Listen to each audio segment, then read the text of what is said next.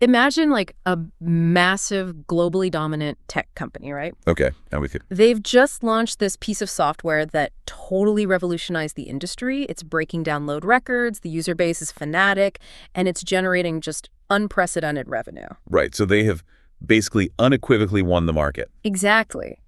But then, right just 3 months before their next massive global product launch, the CEO fires the lead developer. Wait, really? Yeah, completely scraps the core underlying code that made them famous and decides to rebuild the entire platform from scratch using a totally untested programming language. Wow. Oh, and the engineers have less than 100 days to make it actually work. I mean, you would assume the board of directors had just completely lost their minds. Right. Because when you have a working formula that disrupts an industry, the standard operating procedure is to protect it. You refine it, you scale it. You definitely don't take a sledgehammer to your own foundation right before the biggest test of your company's life. And that is the perfect way to frame the absolute madness we're looking at today. So, welcome to the deep dive. You, the listener, have handed us a stack of sources detailing one of the most chaotic, complex, and just high-stakes storylines heading into the 2026 World Cup. It really is. We are unpacking the incredible paradox of Morocco's national football team, the Atlas Lions. Honestly, the term paradox doesn't even feel strong enough here. No. No, I mean, if you look at Morocco's resume over the last 4 years, it is just a masterclass in defying the odds. We all remember them as the undisputed darlings of the 2022 World Cup in Qatar. Oh, yeah. The first African and Arab team to ever reach the semifinals. It was historic. Exactly. And just to prove that wasn't a fluke, right? Yeah. They are entering this summer's tournament as the reigning 2025 Africa Cup of Nations champions. They are royalty. They conquered their continent, they disrupted the global hierarchy, and they had a defined, universally feared identity. But our sources reveal that despite all of that unprecedented success, just 3 months before the 2026 World Cup kicks off in North America, they fired the legendary coach who built that team, Walid Regragui. Yeah, just gone. Dropped their iconic star striker, and they have completely overhauled their entire tactical identity. It's wild. So today we are going to explore the dramatic context of their recent AFCON victory, dissect this massive tactical shift from a defensive machine to a possession-based squad. Right, and we'll look at the highly technical young midfield tasked with executing this. Exactly. And see how this all stacks up against a brutal Group C featuring Brazil, Scotland, and Haiti. It's the ultimate high-stakes gamble. I mean, they are risking the identity that made them giant killers in exchange for an identity they believe will make them global dominators. Okay, let's unpack this. Because to understand why a team would ever take a risk like that, we have to look at the catalyst. We do. We have to go back to January 18, 2026 in Rabat, the 2025 Africa Cup of Nations final between Morocco and Senegal. And the sources describe a match that was essentially a powder keg. Oh, absolutely. Morocco is on home soil, like 66,000 fans at the Prince Moulay Abdallah Stadium. And it's a grueling 0-0 deadlock for the entire 90 minutes. Tense is an understatement. Right. And then we hit stoppage time, and the sequence of events that unfolds is genuinely hard to believe.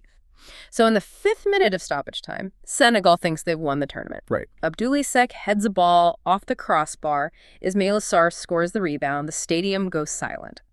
But the referee had already blown his whistle for a foul by Seck on Morocco's Achraf Hakimi. And because the whistle blew before the ball crossed the line, VAR cannot legally intervene. Exactly. Senegal is furious. And then 3 minutes later, down at the other end, VAR does intervene to award Morocco a penalty after Brahim Diaz is held in the box. Which triggers one of the most surreal moments in modern international football. Yeah. The Senegalese head coach, Pape Thiam, instructs his entire squad to just walk off the pitch in protest. Unbelievable. The match is suspended for 14 minutes. I mean, we're talking fights in the stands, clashes with police, total chaos. It's a complete meltdown. Yeah. Eventually, Sadio Mane convinces his team to return to the pitch. The Senegalese goalkeeper faces Brahim Diaz, saves the penalty, and pushes the game into extra time. Wow. And then, in the 94th minute, Senegal's Pape guy scores a stunning left-footed shot. Senegal wins 1-0 on the pitch. They lift the trophy. But they don't keep the trophy. No, they do not. And I want to frame this very carefully for you, the listener, because we have to explicitly state right now that we are not taking sides in this. Absolutely not. It's a highly politically and emotionally charged CAF decision. Right. We are simply reporting the facts of the match, the Senegalese Federation's outrage, and the CAF rulebook to explain how Morocco arrives as champions on paper. Yeah, we're just looking at the documentation. Exactly. Because according to our sources, the Confederation of African Football made a retroactive ruling 2 months later, based entirely on that 14-minute walk-off. They did. Yeah. On March 17, the CAF Appeal Board cited Articles 82 and 84 of their competition regulations. And what do those say? Well, Article 82 is very clear. It says if a team refuses to play or leaves the field before the end of the match without the referee's authorization, it must be considered the loser. Okay. And then Article 84 dictates the penalty, which is officially awarding the match as a 3-0 victory for the opposing team. Wow. So by the rigid letter of that specific law, Senegal's on-pitch victory was erased. Right. And Morocco was officially awarded the AFCON title. So Morocco gets the continental crown on paper. They already have the 2022 World Cup semifinal on their resume. By any traditional metric, Walid Regragui is untouchable. You would think so. Yet within days of that CAF ruling, the Moroccan Federation fires him. Yeah. I look at this timeline and I really have to push back on the logic here because they hire Mohamed Awabi, and he's a guy who won a U20 World Cup, sure, but who has never managed at this senior level. And they do this less than 100 days before the World Cup. It's like changing the engine of a car while you're speeding down the highway. How can you possibly justify blowing up your coaching staff and your tactical system with that little runway? I mean, is this tactical evolution or just a premature transition? I understand why it looks reckless from the outside. I really do. Yeah. But if you look at the tactical data from that AFCON final, the actual 120 minutes of football played on the pitch, firing Regragui was kind of the only logical choice. Really? Yeah, if their goal is to actually win a World Cup rather than just participate in it, Morocco had hit a tactical wall. Okay, explain that. Well, Regragui built an incredible defensive counterattacking team. But when you become a top 10 ranked team in the world, the element of surprise is gone. Right. Nobody is underestimating you anymore. Exactly. Opponents stop attacking you blindly. Senegal sat back, stayed incredibly organized, and dared Morocco to break them down. And Morocco couldn't do it. The Federation realized that Regragui's system had reached its absolute ceiling. So they essentially fired him because he was a victim of his own success. He made them too good to play underdog football anymore. That is the tragic irony of it, yeah. To win a World Cup, you cannot just absorb pressure. You have to be able to dictate the game against teams that refuse to attack you. And the Federation felt Regragui couldn't make that philosophical leap. Right. But they believe Mohamed Awabi can. Wabi is fundamentally tearing down the house Regragui built. Well, let's talk about that old house first, because our sources have some fascinating terminology for how Regragui's system actually worked. They do. I've seen the acronym ATLS thrown around to describe their defensive shape.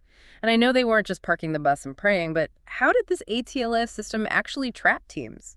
It was a really highly choreographed mechanism. So ATLS stands for anchor, tilt, lock, ambush, sprint. Okay, let's walk through that. What's the anchor? First, the anchor was the single defensive midfielder, Sofiane Amrabat.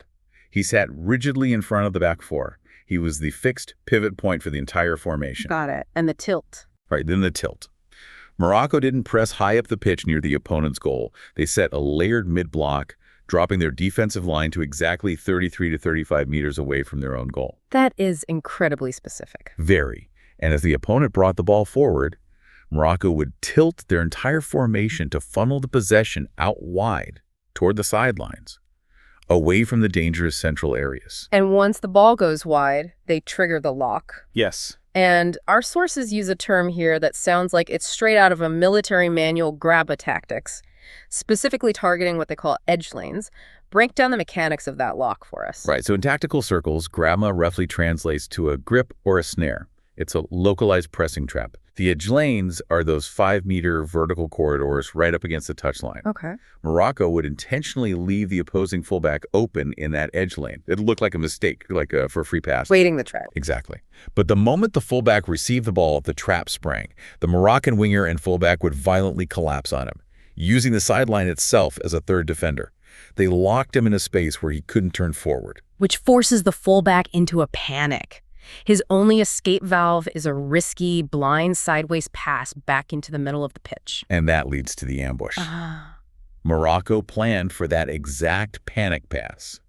The sources call it guarded risk.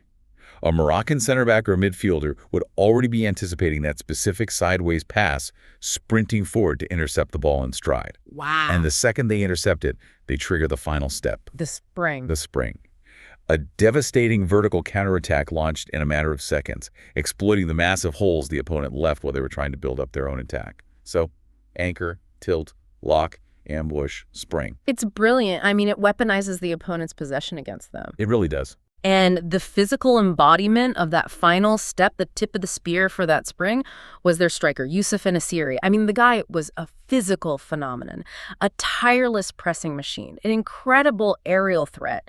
We all remember that famous header against Portugal. Legendary. Yet when Wabi announced his 26-man roster for the 2026 World Cup, Nasiri was completely omitted. He just took an axe to the biggest legend of 2022. It was a seismic shock to the Moroccan fan base.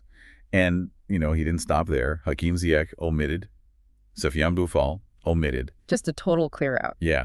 But if we connect this to the bigger picture, the Nasiri decision is the most telling. Wabi is sending a profoundly deliberate symbolic message. He is telling the locker room and the world, really, that the era of surviving and springing is over. Because Nasiri is a very specific type of tool. He's a hammer. You use him to smash through a defense on a straight vertical run. But Wabi wants to build with a scalpel. Nasiri thrives on attacking space in straight lines and finishing crosses. He is not a player who is comfortable dropping deep into midfield, operating with his back to goal, playing intricate one-touch passes and tight triangles. Dictating the rhythm, basically. Exactly, dictating the rhythm of possession. Wabi explicitly stated that the team cannot continue to live off what it achieved in Qatar. So, by dropping the ultimate symbol of the counterattack, he burns the boats.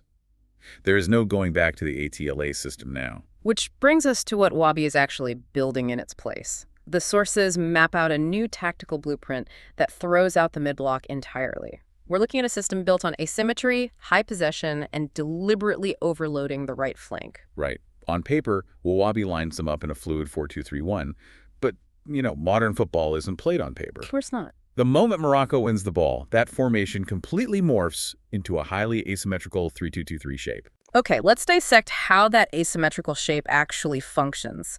Let's start on the left side of the defense, because the sources highlight Manchester United's Noussair Mazraoui as the linchpin that makes the whole thing possible. Yeah, He's the left back, but he isn't playing like a traditional left back. Not at all. Under Regragui, Mazraoui was expected to provide with, bombing up and down that left sideline. Right. But under Wabi, when Morocco enters the possession phase, Mazraoui is instructed to tuck inside. He moves centrally to operate almost as a third center back, alongside Naif Agard and Chadi Riyad. So they artificially create a back three while they have the ball. What does that actually achieve in practice? It creates an incredibly sturdy defensive foundation to prevent exactly what Morocco used to do to other teams, the counterattack. Protecting against themselves almost. Exactly. By keeping 3 elite defenders centrally located, they have a safety net. This structure allows the rest of the team to take massive offensive risks without leaving the goalkeeper totally exposed. And the player taking the biggest risk, the player who benefits entirely from Mazraoui staying home, is their captain, Achraf Hakimi, all the way over on the right flank. Yeah, Hakimi is arguably the best attacking fullback in world football. And because Mazraoui tucks in on the left, it creates a tactical imbalance that gives Hakimi the ultimate green light. Just fly forward. Right. He doesn't just push up. He practically becomes a high and wide right winger, staying incredibly close to the touchline to stretch the opponent's defense to its absolute breaking point. But wait, if Hakimi is playing as the right winger, what happens to Brahim Diaz? Our sources have Diaz listed as the actual starting right winger for this team. Okay, this is the Wabi's tactical design gets really clever. The sources detail a beautiful piece of tactical manipulation here. You lay it on me. Think about it like a slingshot. A slingshot. Yeah. Because Hakimi is providing all the necessary width on that right touchline, Brahim Diaz is free to abandon the wing entirely. He drifts inside, operating in the central half spaces. Those dangerous pockets of grass between the opponent's midfield and defensive lines? Exactly. I see the slingshot now, because Diaz is a remarkably dangerous, magnetic player on the ball. When he drifts into the center of the pitch, the opposing team's left back and left-sided midfielders can't just ignore him. No, they naturally gravitate toward him to close down the space. They get pulled into the middle of the pitch. And what happens to the elastic band of a defense when you pull all the defenders into the center? It stretches tight, and it leaves the outside completely exposed. You pull the defense into the middle with Diaz, and then bam, you launch Hakimi down that massive, empty wide corridor you just created. Exactly. It is such a proactive way of playing. They aren't waiting for the opponent to make a mistake. They are actively manipulating the opponent's shape to manufacture a weakness. It is a total 180-degree shift from Regrogi's philosophy. Yeah. Regrogi used a 2+2 rest defense structure, meaning that they always kept 4 players back in a rigid square to kill counters, and they relied on quick strikes. Yep. Wabi is demanding possession. He wants his team dictating the tempo through a high volume of short, precise passes. They want to be the protagonists of the match. But there's a massive catch here, right? You can't just draw arrows on a whiteboard and tell a team of defensive grinders to suddenly play intricate, tempo-dictating possession football like prime Barcelona. Absolutely not. It requires a completely different athletic and technical profile. Which is exactly why Wabi has overseen a massive demographic shift in the squad. He has flooded the midfield with a new generation of highly technical players. The youth movement in this squad is staggering. Our sources note the average age of the 26-man roster is 25.92 years old. That's incredibly young for a World Cup. Yeah, it makes them tied for the third youngest squad at the entire 2026 tournament, with the 7 players under the age of 23. Let's look at the engine room Wabi has built. Sofiane Amrabat is still there as the veteran anchor, but the players surrounding him are totally different. We have to highlight 3 specific youngsters tasked with making this possession system work. Let's start with Bilal El Khanous. He's 21 years old, playing for VfB Stuttgart. He is the archetype of the modern attacking playmaker. How so? Yeah. Where previous Moroccan midfielders relied on grit and tackling, El Khanous relies on spatial awareness. His primary skill is scanning the pitch, finding those tiny pockets of space in the half spaces, receiving the ball on the half turn, and threading defense-splitting passes. Brilliant. And then you have Neil El Ainaoui, 24 years old, at AS Roma. The sources mention an incredible athletic pedigree here. He is actually the son of the Moroccan tennis legend Younes El Ainaoui. And you really see that tennis stamina on the pitch. If Amrabat is the anchor, El Ainaoui is the piston. The piston. Yeah, he is an absolutely tireless box-to-box midfielder. His engine allows him to win the ball deep in his own half and then immediately surge forward to provide a passing option for El Khanous or Diaz, seamlessly connecting the defensive third to the attacking third. But the crown jewel of this youth movement has to be Ayoub Bouhaddi. He is just 18 years old, playing for LOSC Lille. And he actually had the option to represent France, but he committed to Morocco. Handing the keys to a World Cup midfield to an 18-year-old seems insane. It really does, but it speaks volumes about his exceptional tactical maturity. Bouhaddi is an elite, deep-lying playmaker. Okay, what does he do when the pressure is on? When Morocco is trying to build out from the back against a high press, Bouhaddi is the player who drops deep between the center backs.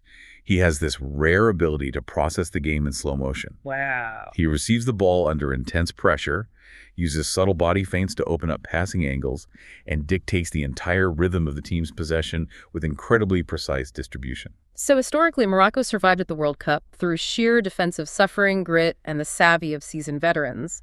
How does replacing those battle-hardened destroyers with these brilliant but relatively inexperienced teenagers fundamentally alter their tournament dynamic? It radically changes their risk-reward profile.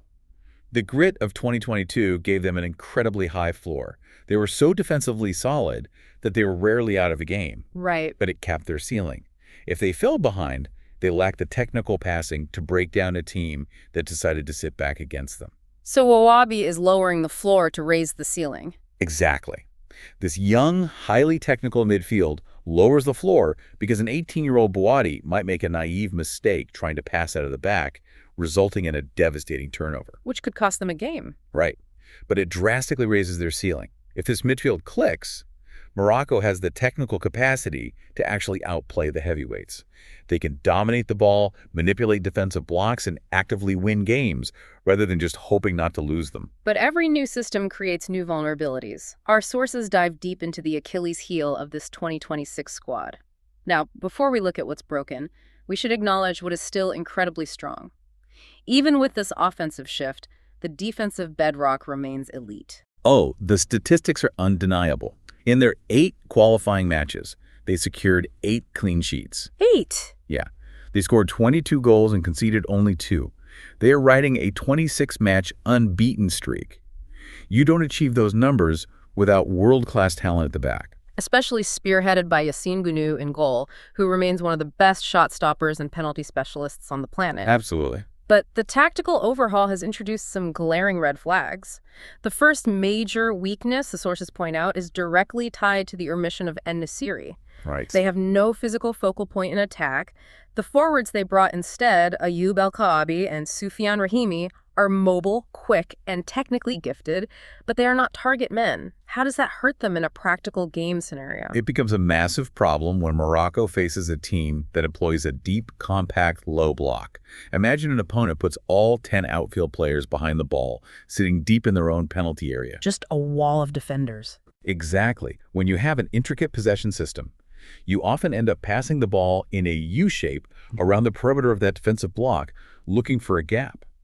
If the opponent is disciplined, the gap never appears. And without a physical striker like En-Nesyri, you can't just bypass the puzzle by throwing a cross into the mixer. Precisely. You don't have a battering ram to wrestle with center backs, win aerial duels, or pin defenders back. Morocco risks passing themselves into exhaustion without ever actually penetrating the penalty box because they lack the sheer physical gravity to disrupt a static defense. The second vulnerability is structural left side exposure. We talked about how Hakimi pushes incredibly high up the right wing to create that slingshot overload. Right. But the physical reality of a slingshot is that you are leaving a massive void behind the projectile. Because Hakimi is operating as a right winger, the spatial void in the right back position is vast.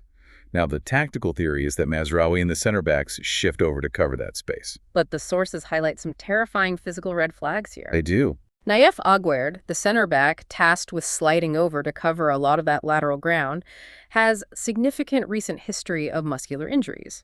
Furthermore, Hakimi himself is coming off major ankle surgery from late 2025.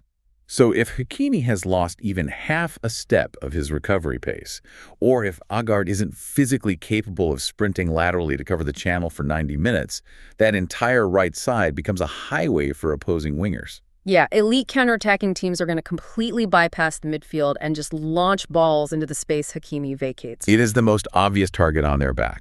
But the third, and perhaps most insurmountable vulnerability, is simply the clock. Less than 100 days. Here's where it gets really interesting. I mean, you can teach a team to defend in a low block in a couple weeks. You drill them on spacing, tell them where to stand, and demand effort. Simple enough. But teaching a fluid, possession-based system with asymmetrical rotations and complex pressing triggers, that requires profound, almost subconscious chemistry.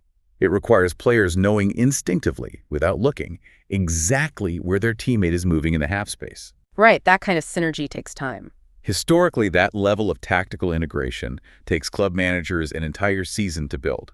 Wabi is trying to do it in 3 months with players who only see each other every few weeks. It feels like an incredible irony. In their desperation to fix an offense that they felt was holding them back, the Moroccan Federation might have inadvertently destabilized a defense that was historically great. It's a real possibility. They've rebuilt the engine, but they have no time to test drive the car before entering the biggest race on Earth. And that vulnerability really comes into focus when you look at the gauntlet they have to run in Group C. Group C is a tactical nightmare. You have a fascinating clash of footballing cultures, South American flair, European physicality, and CONCACAF transition speed. They will be playing across the East Coast of the United States, MetLife Stadium, Gillette Stadium, and Mercedes-Benz Stadium. Let's break down the heavyweight clash right out of the gate. Match 1, June 13, MetLife Stadium, Morocco versus Brazil. This is the ultimate stress test for Wabi's new system. Brazil is heavily favored, with betting markets listing them at -350 to win the group. Managed by Carlo Ancelotti, their attacking personnel is terrifying. You have Vinicius Jr., Rafinha, and a returning Neymar. A nightmare. And if Hakimi leaves that right channel exposed, Vinicius Jr. is the exact player who will ruthlessly exploit it. He will feast on that vacant space. But the sources highlight a massive anomaly for Brazil. Their defense during the CONMEBOL qualifiers was shockingly porous. They conceded 17 goals in 18 qualifying matches. That is incredibly uncharacteristic for a top-tier Brazilian side. Which presents Wabi with a fascinating dilemma. Does he stick to his principles? Does he try to outpossess Brazil, risking those high turnovers against Vinicius? Or does tactical necessity force a compromise? What kind of compromise? We might see Wabi swallow his pride, temporarily abandon the complex possession game, and revert to a contact mid-block for this one match. Wow, really? If Brazil's defense is that leaky, the most pragmatic approach might be to let Brazil's aggressive fullbacks push high, absorb the pressure, and use Hakimi and Diaz to launch vicious counterattacks into the spaces Brazil leaves behind. It would be wild to see them essentially revert to Regragi's Atile system just to survive the opening game. But if they get through Brazil, they face a completely different puzzle. Match 2, June 19, Gillette Stadium against Scotland. Steve Clark's Scotland team is the antithesis of Brazil. They're highly disciplined, incredibly physical, and heavily structured in a 4-2-3-1 formation. Right. They have zero interest in dominating possession.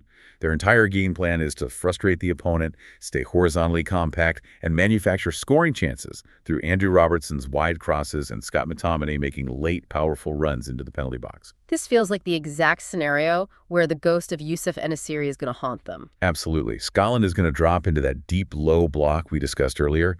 They will crowd the penalty area with big physical defenders and challenge Morocco to play through them. And without a target man. Without a physical target man to disrupt the Scottish center-backs, the burden falls entirely on Morocco's technical midfield. El Khanous, El Anawi, and Bouadi have to be flawless. They must dictate a rapid passing tempo to move the Scottish block side to side, probing for tiny passing lanes. If they're too slow. If Morocco moves the ball too slowly, Scotland will easily shift, absorb the pressure, and physically bully the younger Moroccan players off the ball. Which brings us to the final group stage match. Match 3, June 24, Mercedes-Benz Stadium against Haiti.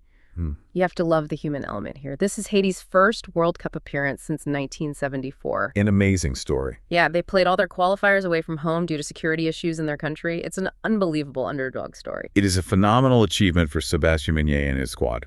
Tactically, Haiti plays a classic 4-4-2 transition game. They set up 2 rigid banks of 4 to deny central passing lanes, and they rely heavily on raw pace and direct counterattacks, utilizing the speed of players like Duckens Nazon and Wilson Isidore. So what is the danger for Morocco here? Is it purely the psychological trap of complacency? Complacency and sloppiness are the killers here. Haiti knows they cannot outpass Morocco. They are going to sit back, stay incredibly disciplined, and wait for an 18-year-old Ayoub Bouadi or a 21-year-old Bilal El Khanous to make a naive mistake in the middle third of the pitch. Right, wait for a turnover. If Morocco gets careless in possession and turns the ball over while their fullbacks are pushed high, Haiti has the sheer speed to punish them in transition. Morocco must maintain absolute concentration, control the ball safely, and refuse to force risky low-percentage passes against a team that is coiled like a spring waiting for an error. We've looked at the tactics, but let's look at the cold, hard math for a second. The source has provided an expected points model for Group C based on implied probabilities from betting markets. Where does this mathematical model leave the Atlas Lions? The math is actually quite favorable to Morocco's chances of advancing. Calculating the probabilities across the 3 fixtures, the model gives Morocco an expected points tally of 5.189. So practically speaking, the model expects them to secure 1 win, 1 draw, and then either scrape a win or a draw in the third match, landing them comfortably around 5 points. Exactly. That 5.189 projection makes them a statistical lock for at least second place in the group. Furthermore, if they can manage to exploit Brazil's defensive frailties in that opening match and pull off a tactical upset or even a draw, the model suggests they have a very realistic path to topping Group C entirely. Which would theoretically give them a much more favorable draw in the knockout rounds. Exactly. It is a razor-thin margin between a glorious evolution and a disastrous early exit. Which brings us to the final thoughts of our deep dive today.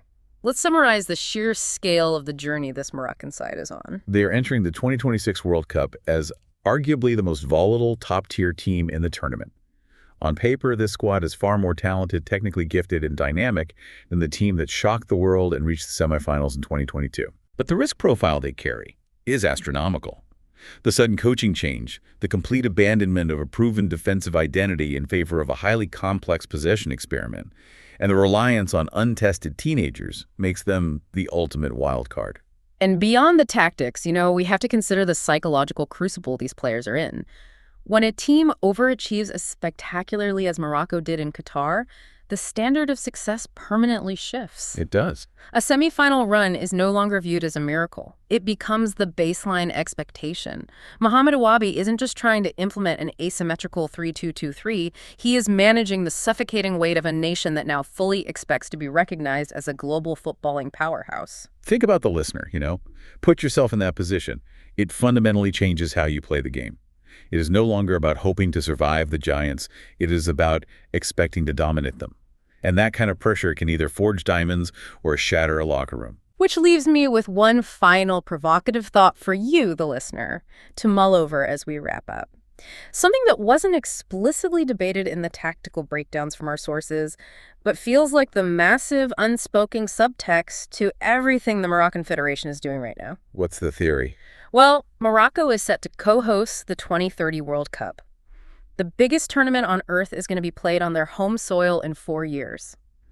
Is it possible that the Federation views 2026 not as the ultimate destination, but as a high-stakes live fire rehearsal? Oh, wow. That completely reframes the timeline we've been discussing. Think about the tech company analogy we started with. Why do you rip out legacy code right before a launch? Because you know that code can't support the platform you want to be in 5 years. By sacrificing the safe defensive identity of 2022 right now, by forcing this painful, proactive, possession-based evolution today, even at the very real risk of crashing out in the group stages in 2026, are they actually just taking their lumps now? Are they using this tournament to blood these teenagers so that they are prepared to absolutely dominate as a complete modern footballing machine on home soil in 2030? If 2026 is merely the crucible designed to forge the 2030 champions, then Wabi's reckless gamble makes a twisted, brilliant, kind of long-term sense. They aren't building a team to win today, they are laying the foundation to build an empire for tomorrow. Exactly. They've realized that the tools you used to climb the mountain the first time aren't the same tools you need to build a castle at the summit. So thank you for joining us on this deep dive into the Atlas Lions. Keep digging into those sources, keep questioning the tactics, and enjoy the beautiful chaos of the World Cup.